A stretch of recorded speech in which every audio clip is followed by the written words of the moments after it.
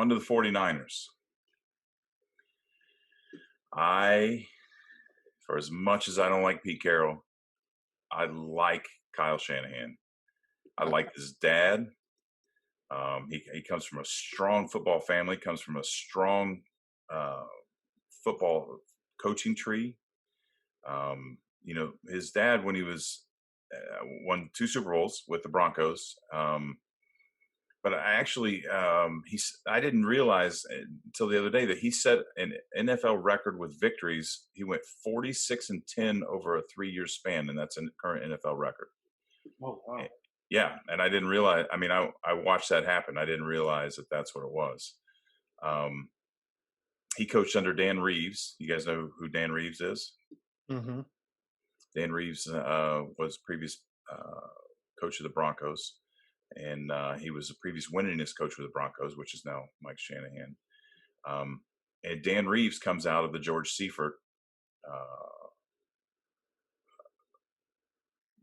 coached with George Seifert, who puts all of them in the Bill Walsh coaching tree, which is pretty significant. Bill Walsh revolutionized the game. We're still talking about the West Coast offense here, 30, 40 years later. So, so Kyle is in that tree with Bill Walsh. Now that doesn't guarantee anything, but it's still a pretty strong resume, pretty strong pedigree. Kyle, offensive coordinator with the Falcons in 2016. Offense led the league in points scored. They got to the Super Bowl 51. They put up 21 in the first half against the Patriots. He did his job. He did enough to win. What happened in the second half was not Shanahan's fault. Maybe they didn't put up enough points as they did in the second half, but you're coaching against Bill Belichick. That probably wasn't going to happen anyway. 28-3. Is that the? Yeah. Yeah.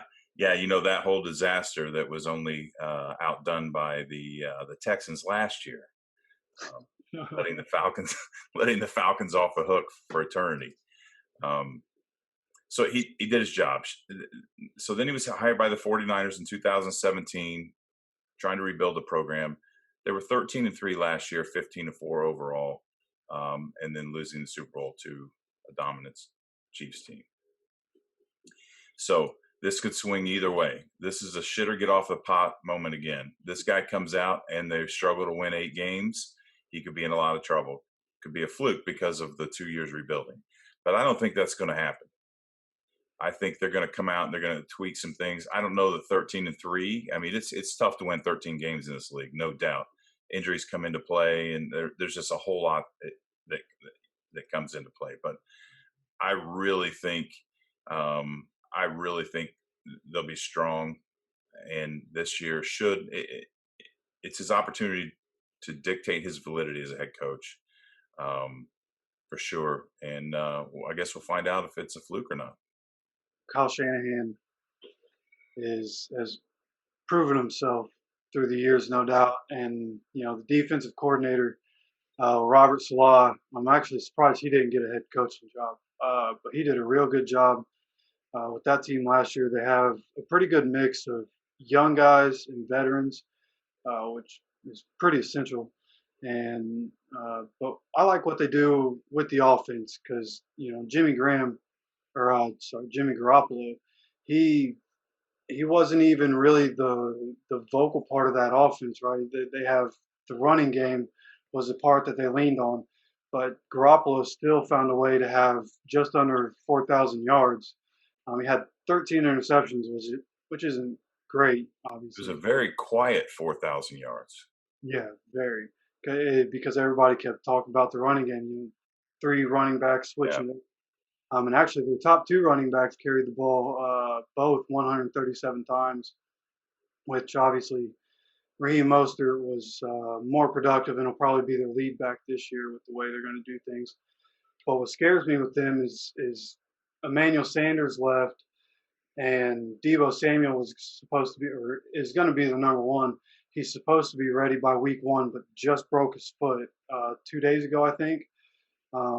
So if he comes back, I've heard that he should sit out an extra 4 weeks from what he's planning to.